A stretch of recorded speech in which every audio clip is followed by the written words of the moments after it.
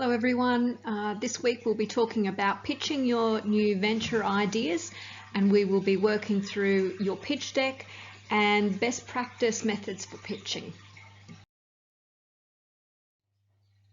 So this week we're going to be looking specifically at pitching, but some of the other aspects of pitching, such as legitimacy and establishing credibility. We will go through the slides that are required for your pitch deck, and then also we'll talk a little bit about the longer term effect and value on how you actually create and continue to maintain a pitch deck. It's really important to understand that the pitch deck is not your startup, and it's not the most important consideration about being an entrepreneur. I know you might think that everything we're doing is leading to pitching, but getting your pitch right and having the right tools together for your business will ensure that you're able to effectively communicate your business proposition. You want to be able to convince other people that your business is going to bring value. You also need to demonstrate your competence and your ability to make money from your idea. So pitches are first and foremost about persuasion. It is not a dry presentation, but is instead designed to engage the audience and hook them into your story. The pitch tells a very particular story about what is for sale. You need to personalise the problem, that is, the pain point your startup is meant to address. A typical approach is to showcase the story of a particular customer, and every man or every person individual who the presenter notes desperately needs their product. The pitch deck will display a photo of some usually ridiculously photogenic person, and the presenter will then lay out a scenario that clearly shows how the innovation being pitched is the solution to that person's problem. Another common strategy is to detail a personal crisis or challenge that justifies the creation of the product. A pitch deck, also known as a slide deck or a startup deck, is a presentation that provides a brief but informative overview of your business. It should cover the key points of your business plan, the products and services you provide, high-level financial projections, and your funding needs. Your pitch deck should work well on its own as a visual document, but it will be primarily used as a tool to tell the story of your business. This might sound counterintuitive, but the goal of your pitch deck is not to raise money. What? I know that doesn't sound right, but the real goal of your pitch deck is to get to the next meeting. Remember, your pitch deck and pitch presentation are probably some of the first things that an investor will see and will learn about your company. And because investments rarely are made after just one meeting, your goal is actually to spark interest in your company. You want investors to ask for more after they hear each part of your pitch, and not just show up to your door. So while a solid pitch deck is critical to raising money, the key goal of the deck is to get to the next step, another meeting and another request for more information. It is important, particularly when the business is still early and doesn't have any runs on the board, that you appear authentic and credible. The investor must believe in the entrepreneur. To do this, the entrepreneur must be credible and authentic. You can do a number of things to establish your credibility. Firstly, being well prepared, having your pitch deck memorised, and being well practiced will show an investor that you take this seriously and you are competent in what you're doing.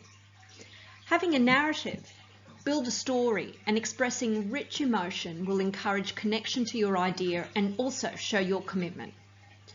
You need to present claims, but with evidence to show that you have done your research, you have tested your assumptions, you have done your due diligence in understanding the problem. You are not making ambit claims. You must also show evidence as to why you can be trusted. These are things such as credibility markers, experience, success, testimonials, or other credentials. In research conducted, being prepared and practiced has been shown that professionalism and preparedness is more likely to gain trust and respect with venture capitalists. Professionalism provides other halo attributes of trustworthiness, a good work ethic, and also implied intelligence. Pitching is all about storytelling. So you need to be able to pull together a narrative that will engage and also make people feel connected to what you are doing. To be human is to tell stories and to want them. What makes human beings special, the primary reason we stand astride the world, lording over the beasts of the land and the air, is our ability to tell stories. A good story of how your startup helps customers is fundamental to your success. The customers, employees and investors you need to survive, let alone win, are busy, distracted. They're human beings just like you, caught up in their responsibilities and ailments, grievances, wants, desires and obligations. They also have imagined victory narratives. To cut through all of that, you need a well-honed machete, and the edge of that machete is a quick story that moves people from where they are to where you want them to be. There are several kinds of stories, but the most common and most successful for pitching are the value creation story and the startup story. The value creation story is about how your business is going to make money by really solving a problem for a target customer group. Value creation is the process of turning labour and resources into something that meets the needs of others. Value creation is the goal of every successful business entity. Creating value for customers will help you sell your products and services with ease. You need to be able to clearly and succinctly describe how your solution is resolving a very real and very pressing problem for others. You need to demonstrate that it's needed and people are willing to pay for it. The other important aspect of the pitch is to be able to describe the journey you are on as a startup. You should be able to tell how you're growing, building momentum, and are creating success. The actual pitching process has a relatively straightforward framework that you can follow. Pitches are usually either very short, 30 seconds or a minute, a medium length pitch, which is 3 to 5 minutes, or a slightly longer 10-minute pitch. The 10-minute pitch is what is usually used in angel or venture capitalist meetings. The investor pitch, which is usually 5 to 10 minutes, usually comes in a fairly standard format with 10 to 20 slides. The slides may be in slightly different order, but generally start with the problem space and then work through how the solution that is being offered by the startup is actually going to resolve the problem, and not just resolve it, but resolve it in a very clear, distinct way. The pitch deck usually has a placement or a positioning with competition, and will also give a very persuasive argument as to why the venture capitalist should be investing their money in the solution that is being proposed. It's usually very important to have very strong narrative to win and hook in the venture capitalists. You can see here a number of the different combinations of order of slides proposed by some of the experts on pitching. So we can see here there's Y Combinator, the 500 startups, Sequoia Capital, Venture Hacks, and Startup Daily. And in the dark green or khaki green colour, you can see highlighted the problem area and where it sits within the order of each different slide deck. And usually the problem and complementary product is close to the front of the pitch deck. Sometimes pitches are best to have the traction at the very beginning or the product demo as recommended by the 500 startups, but you can see most of them agree that you do start with what is the problem that you're solving and how you are going to solve it. So given that the slides can come in slightly different order, let's just start with the problem regardless. So the first part of your pitch deck really needs to outline the problem that your business, product or service is trying to solve. And you can use 1 to 2 slides to explain this to investors. You need to also be establishing what the gap in the market is that you're trying to fill. Really try and stay concise with this. Only outline one major problem that you're trying to solve for the potential customers. This will give your pitch deck a focus and will keep the most salient argument for your business clear in the minds of the investors. Following up on the problem, you really need to then be talking about what is the solution that you're offering. This slide should be concise as well, and I recommend that no more than 2 or 3 slides on this segment if possible. For the solution, you're really trying to show investors how you're going to solve the problem that you've outlined at the beginning of the pitch. And this should be clear and compelling, and it should have a good argument as to why your solution will be the winner. Include a quick summary of scalability of the solution so that investors can also see how their investment will quickly excel or accelerate your business to a place where it will provide a great return on investment. The next part of your pitch deck should clearly describe the market where your business will be competing. If the overall market is less than $1 billion, then investors might think your business will only grab a small amount from that, and this could put them off investing. However, most investors will want to see how their return on investment will grow, and they'll be asking for it to be 10 times as much in 5 to 7 years. You can't and you shouldn't really over-exaggerate the marketplace. However, I do recommend including a graph showing the growth of the market you'll be trying to access, but try and keep it realistic. Even if a marketplace is quite small, there may be data to show that it could grow exponentially or markedly in the next coming years or the future. So here's an example of a slide that would show potential for construction companies. And one of the things that you shouldn't do is talk about numbers in terms of the number of businesses or the number of players in the industry. What is better is to actually talk about it in terms of dollars.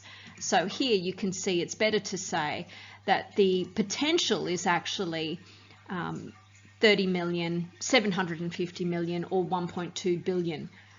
This will give it actually a better view or consideration for your investors.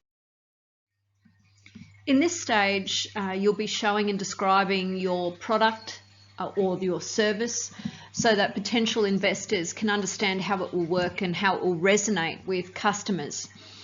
Use market research here. If you have quotes from people that you have researched with or interviewed and what they think of your current or future products, make sure you include them here.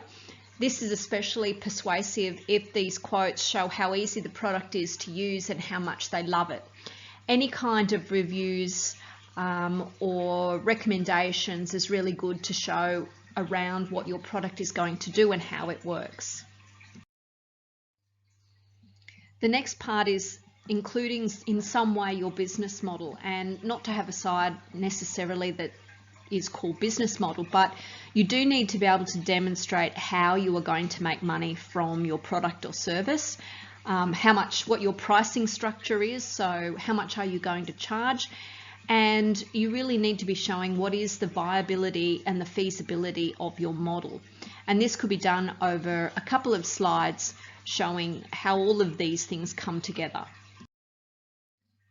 No matter how good your pitch, investors will want to see numbers. In the traction stage of your pitch deck, you'll need to show the growth of your business per month or quarter and use a standard metric such as revenue or units sold. Many startups are not at the stage yet where they can share this kind of information, and if you don't have this, especially if you haven't launched your product, I recommend either avoiding this section or including some kind of other reliable growth indicators that you might be able to get your hands on. A good growth indicator could be, for example, how quickly a competitor has grown or how many people you believe will buy your products based on market research. Most investors want to see at least a 15% growth rate month over month, or they want to see other information that will tell them that the product or service is viable.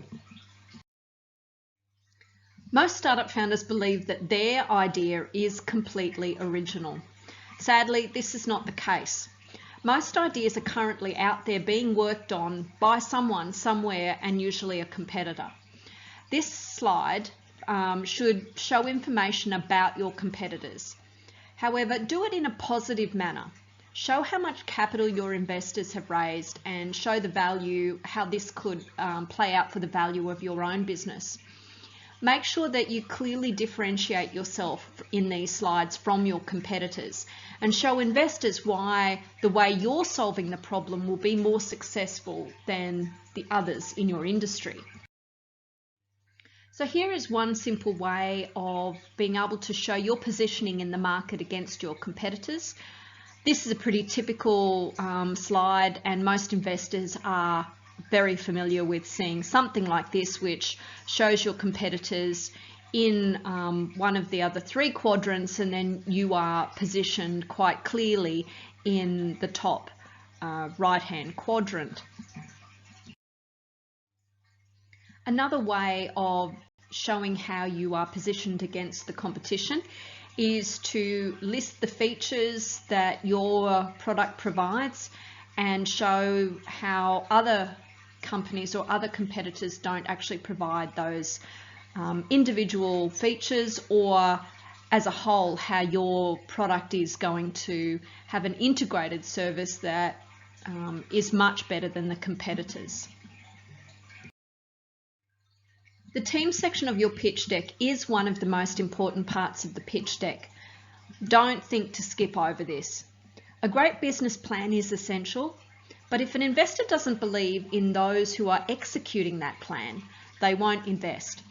This is your opportunity to show off the talents of those people in your team. So use bullet points to show the top 2 or 3 achievements of your startup founders and managers, and this is very important to convince the investors that your team is a safe bet, that has a strong relationship and can work together. This is important also because it signals a level of legitimacy. So your organisational achievements, things like professional achievements, any awards or media attention that you or your team has received is really important to demonstrate here. So the financials are not necessarily the slides that will be included in every kind of pitch. So a shorter pitch may not have financials. But if you are going to be pitching to angel investors or venture capitalists, you will need to have some financials in your pitch deck. Angels will generally want to see projections for at least the next 3 years, although some will ask for a 5-year projection. Although projections are really only estimates, they should be grounded in reality. Don't make the mistake of providing wildly unattainable projections for your business. That's a major red flag for investors. Investors want to be able to see that your business will do well, but they also want to know that the people that are handling their investment capital are responsible and will be accurate with what they provide. It's best to over-deliver than to fall markedly short of any projections you include. Try not to get too bogged down in too many figures in your pitch deck. A concise couple of graphs is more than enough, and I recommend that entrepreneurs generally have an Excel spreadsheet on hand to give to potential investors after a presentation, which means that you can give them a more in-depth look at the financials if they want to see it without actually cluttering your pitch deck. You may also want to prepare your data room at this point as well, because investors often want to do due diligence right about this time as well and will be expecting a data room. You also need to include what you're going to be working on next in your pitch deck. You need to weave in and build the journey in the pitch through the achievement of milestones and show how you're building momentum for the business. You need to demonstrate how fast you're moving. What partnerships do you have in place to enable continued momentum? what is going to be your speed to market, because that's really critical, and what is the path forward. Do you have an MVP? And if not, how long is it going to take for you to develop your MVP? So the final slide in your deck should be a summary of what we call the ask. How much investment are you looking for? Or alternatives might include, what other things are you looking for? So you may be looking for co-founders or mentors. You may actually just be looking for customers. You need to be putting in what you are looking for, the call to action from your audience. If you're looking for some inspiration about how to tell your story or how to present in your pitch, it's a good idea to go online and actually look at some of the examples that are available that have been recorded on YouTube.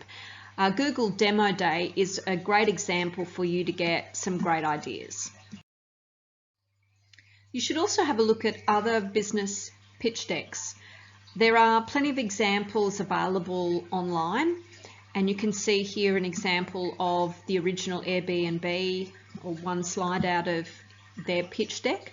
I have also included my pitch deck and my investor deck on Blackboard for you to have a look at.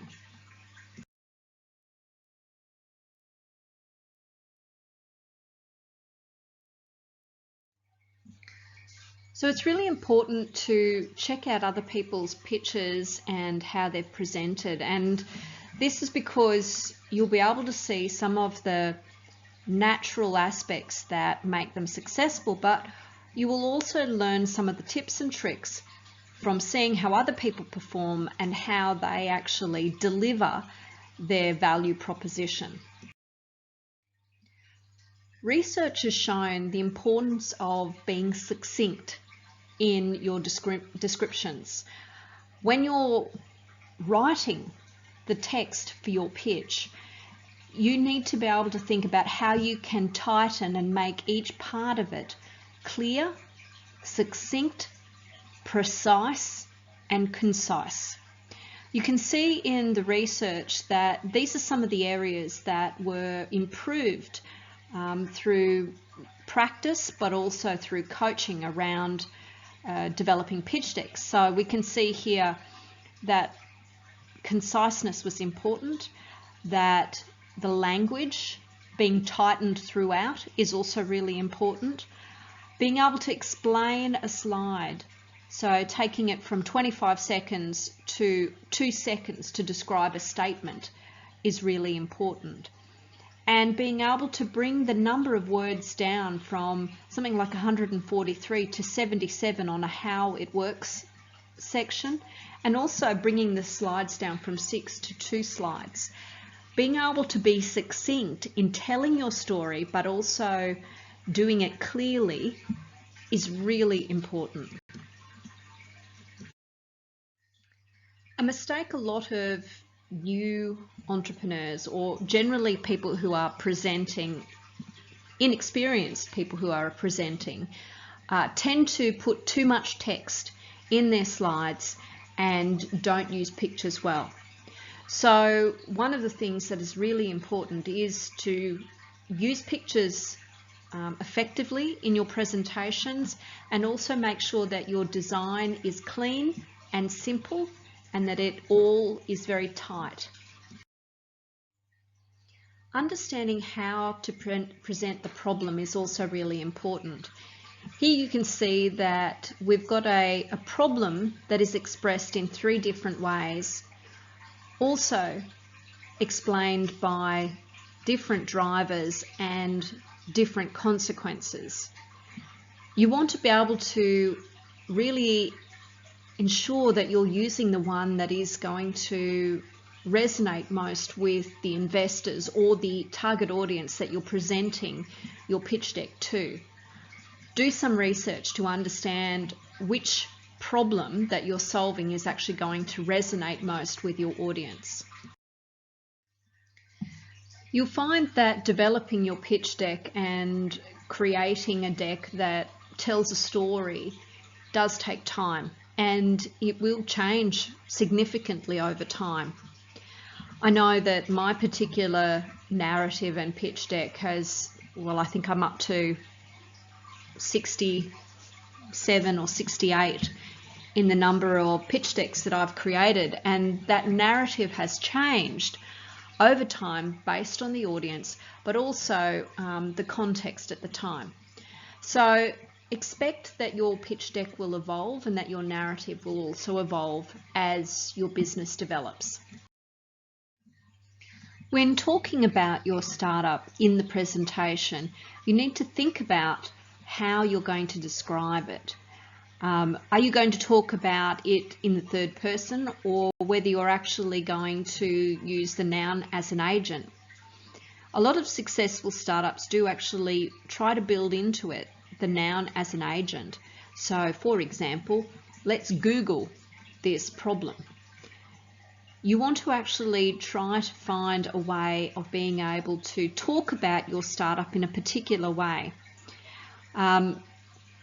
Branding is a critical part, and being able to use the startup in a sentence and be able to describe it in an active way in your pitch is really important.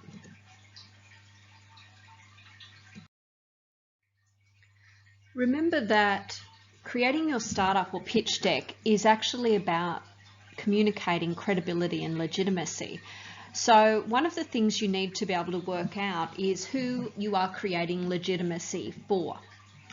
Is the success of the product heavily dependent on your founding team or scientists to be able to establish legitimacy? Do you have some unique expertise? Early stages of development, proof of concept that is heavily dependent on the current research team or founders. You might need to may need to actually have those scientists or people with the expertise available to help convince the investors to invest in your team or product service. And it's also important that you can communicate what the individual people with that expertise in your team can do. You need to also maybe determine whether there is a proof of your concept and that it has been validated. The product must show the legitimacy and how the team will be driving your product forward. So you need to convince the investors to invest in your product and startup, and ensure that they understand the expertise, how it all comes together, and that it is a legitimate, credible product or service that you are creating.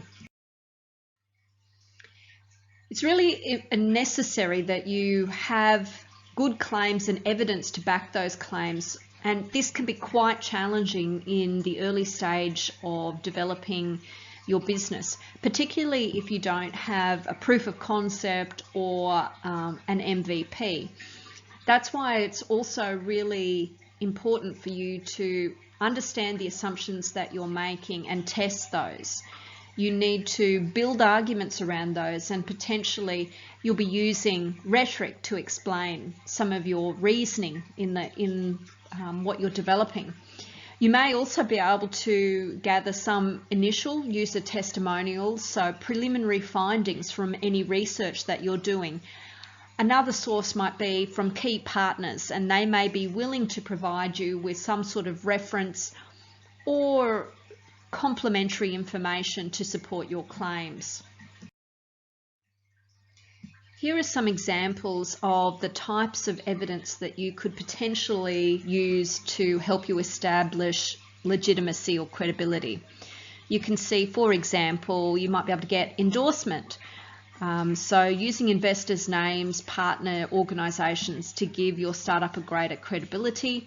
And an example of that might be, we've been working with professional body X or Y every step of the way in doing this, and they've approved this app for use.